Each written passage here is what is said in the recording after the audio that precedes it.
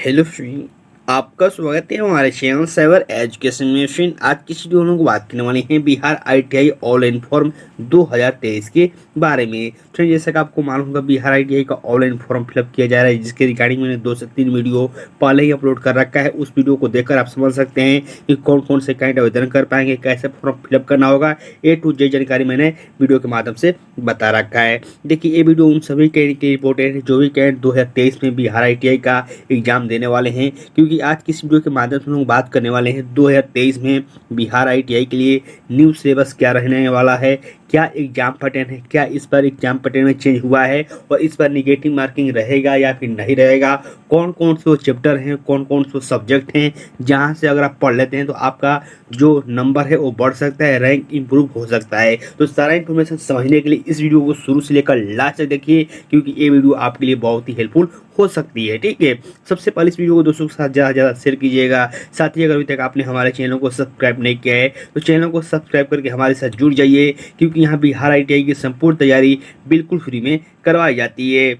So friends, सबसे पहले हम लोग बात करते हैं कि 2023 में बिहार आईटीआई के लिए एग्जाम पैटर्न क्या रहने वाला है, उसको हम लोग समझ लेते हैं। ठीक है, और देखिए एग्जाम पैटर्न होता क्या है, यानी कि जब आप बिहार आईटीआई का एग्जाम दीजिएगा या फिर किसी भी एग्जाम को आप देते हैं तो आपको डिसाइड होता है पहले से कि किस सब्जेक्ट से कितने क्वेश्चन आते हैं, कितने नंबर के होते हैं, जिसे हम लोग आमतौर पर एग्जाम पैटर्न के नाम से जानते हैं। तो यहाँ पर देखिए साफ तौर पर मेंशन किया है कि जो आपका बिहार आईटीआई का एग्जाम होगा, जिसमें आपको ऑब्जेक्टिव यानी कि वस्तुनिष्ठ प्रश्न रहेंगे। मेरे पास एक कैंडिडेट का कमेंट आया था कि क्या सर सारे जो क्वेश्चन होंगे सारे ऑब्जेक्टिव होंगे या फिर कुछ क्वेश्चन सब्जेक्टिव होने वाले हैं। तो बिल्कुल आप न घबराएं, सारे जो क्वेश्चन होंगे ऑब्जेक्टिव होंगे, तो आपको इस बात को लेकर बिल्कुल परेशान नहीं होना है। ठीक है, हम लोग बात करें कि आखिर एग्जाम पैटर्न क्या रहेगा। तो यहाँ पर देख सकते हैं मैंने इसके ऑफिशियल नोटिस को ओपन कर रखा है और यहाँ पर देखिए मेंशन किया है एग्जाम पैटर्न के रूप में जो आपको सबसे पहले जो आपका एग्जाम जो होगा ऑफलाइन मोड में लिया जाएगा, यानी कि ओमआर सीट पर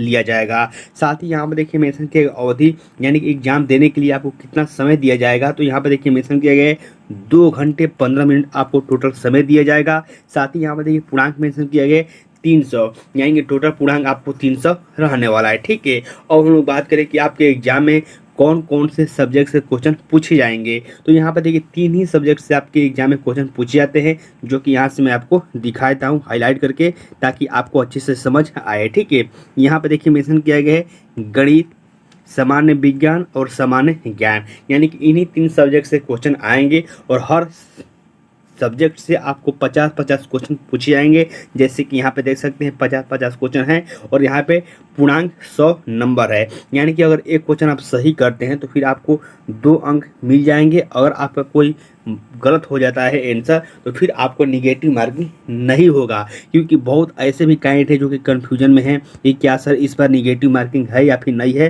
तो हमेशा की तरह इस बार भी आपको निगेटिव मार्किंग नहीं है। और यहाँ पर देखिए यही बातें आपको नीचे डिटेल में मेंशन किया गया है। प्रत्येक सही उत्तर के लिए 2 अंक दिए जाएंगे या फिर अंक मिलेंगे। ठीक है, और गलत उत्तर के लिए कोई की अंक की कटौती नहीं होगी, यानी कोई भी अंक आपका नहीं कटेगा। यहाँ पे साफ तौर पर मेंशन किया गया है, जो कि यहाँ से देख सकते हैं। ठीक है, तो आप इस एग्जाम पैटर्न को समझ गए होंगे कि देखिए आपके एग्जाम में 3 सब्जेक्ट से क्वेश्चन आते हैं, मैथ, साइंस और जीके, जिसमें से आपको 50-50 क्वेश्चन रहते हैं और हर क्वेश्चन सही होने पर आपको 2 अंक मिलते हैं। और कोई क्वेश्चन गलत कर देते हैं तो फिर आपका नंबर भी नहीं कटता है, यानी कि निगेटिव मार्किंग नहीं रहता है। ठीक है, बिल्कुल आप इस एग्जाम पैटर्न को समझ गए होंगे। अब हम लोग बात करते हैं इसके सिलेबस के बारे में, क्या क्या क्वेश्चन पूछे कहाँ से जाते हैं, कौन कौन से चैप्टर से। तो हम लोग सबसे पहले बात करते हैं जनरल नॉलेज के बारे में, जीके के बारे में, कि जीके से कौन कौन से चैप्टर हैं, कहाँ से क्वेश्चन ज़्यादा पूछे जाते हैं, तो उसके बारे में हम लोग समझ लेते हैं। ठीक है,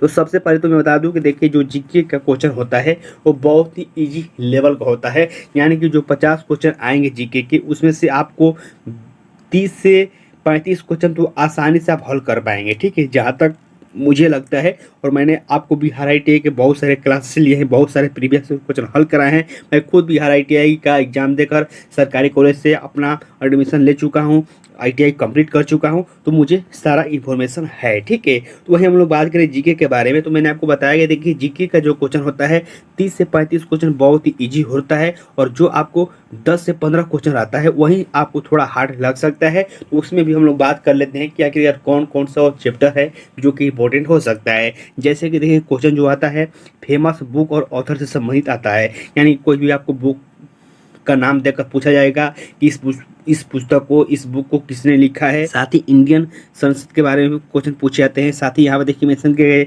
geography, geology, history, culture, festival, sport वाले जो क्वेश्चन होते हैं बहुत ही ज़्यादा संख्या में पूछे जाते हैं। करंट से भी रिलेटेड पूछ लिए जाते हैं, जैसे कि ओलंपिक हो गया, क्रिकेट हो गया, बैडमिंटन हो गया, बहुत सारा यहाँ पर इंपॉर्टेंट क्वेश्चन बनते हैं। स्पोर्ट वाले से बेसिक क्वेश्चन हो गया। साथ ही यहाँ पर देखिए इंडियन पॉलिटिक्स, यानी कि जो आपका इंडियन अभी राजनीति है उसके बारे में, इंडियन कल्चर से संबंधित और बेसिक कंप्यूटर से भी क्वेश्चन पूछे जाते हैं, जो कि यहाँ पे देख सकते हैं। ठीक है, अब हम लोग बात करते हैं कि आखिरकार आपको जीके पर ध्यान कहाँ देना होगा और किस बुक से आपको पढ़ाई करना चाहिए। तो देखिए आप सभी कैंडिडेट के पास लूसेंट तो होगा ही होगा, तो आप सब्जेक्टिव पढ़ने के लिए लूसेंट का जरूर उपयोग कीजिए। हालांकि मैं आपको प्रैक्टिस के लिए एक बेस्ट बुक बताने वाला हूँ, जो कि बहुत ही जल्द आपको मालूम चल पाएगा कि आपके लिए प्रैक्टिस के लिए कौन सा बेस्ट बुक हो सकता है। ठीक है, नीचे आने के बाद देखिए यहाँ पे फेमस डे और डेट भी दिया गया है, यानी कोई भी दिवस पूछ लिया जाता है कि विश्व मौसम विज्ञान दिवस कब मनाया जाता है, शिक्षक दिवस कब मनाया जाता है, ऐसे करके इंपॉर्टेंट डे भी पूछे जाते हैं। ठीक है, नीचे हम लोग बात करें यहाँ पे साइंस के बारे में, तो देखिए फिजिक्स का जो सिलेबस होता है यहाँ पे देखिए मेंशन किया गया है कि कौन कौन से चैप्टर इंपॉर्टेंट है, जैसे कि वर्क, एनर्जी, पावर हो गया, साथ ही साउंड हो गया, वेव हो गया, मोशन हो गया, लाइट हो गया, यानी कि सारे ही टॉपिक होते हैं। लेकिन जो ज़्यादातर क्वेश्चन आते हैं ये आपको बेसिक ही क्वेश्चन आते हैं फिजिक्स से भी, तो बिल्कुल आपको घबराने की जरूरत नहीं है। साथ ही मैं आपको क्लासेस भी लेने वाला हूं, तो आप बिल्कुल इसके बारे में ज़्यादा टेंशन ना लेंगे। ठीक है, वहीं हम लोग बात करें यहाँ पे केमिस्ट्री के बारे में, तो देखिए केमिस्ट्री से भी आपको अच्छा खासा क्वेश्चन बनते हैं, जो कि बेसिक केमिस्ट्री हो गया, आवर्त सारणी हो गया, मेटल हो गया, नॉन मेटल हो गया, ऐसे करके आपको बहुत सारे क्वेश्चन पूछे जाते हैं। साथ ही आपको केमिकल रिएक्शन से क्वेश्चन पूछे जाते हैं, जो हम लोग अपनी लाइफ में डेली वाइज आप यूज करते हैं केमिस्ट्री के बारे में, उससे भी क्वेश्चन बनते हैं, जो कि यहाँ से भी आपको याद होना चाहिए। ठीक है, अब हम लोग बात करते हैं मैथ के बारे में। देखिए रैंक उन्हीं कैंडिडेट का बनता है जिनका मैथ सही रहता है, यानी कि अगर आपका मैथ जो सब्जेक्ट है अगर आपका सही है तो फिर आपका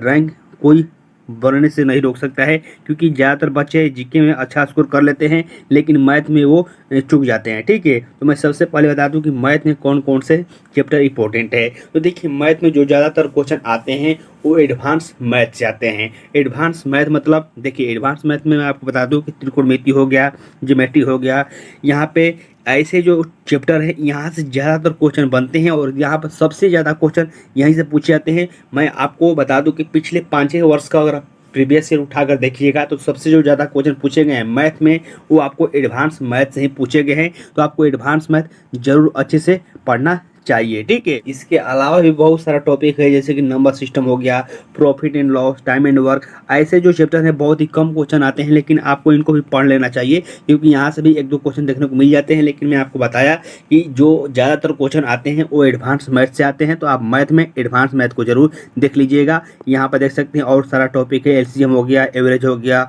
यहाँ पे बहुत सारा टॉपिक मेंशन किया गया, लेकिन आप एडवांस मैथ पर थोड़ा ज़्यादा ध्यान दीजिएगा, क्योंकि वहाँ से ज़्यादातर क्वेश्चन पूछे जाते हैं। तो फ्रेंड आज के इस वीडियो के माध्यम से मैंने Bihar ITI exam pattern, syllabus, negative marking रहेगा या फिर नहीं रहेगा, कौन कौन से चैप्टर इंपॉर्टेंट है, सारा डिटेल बताने की कोशिश की है। फिर भी आपको इस वीडियो से संबंधित कोई भी क्वेश्चन होते हैं, कोई भी डाउट होते हैं, तो वीडियो के नीचे कमेंट करके पूछ लीजिएगा। ठीक है, तब तक के लिए बाय फ्रेंड, जय हिंद।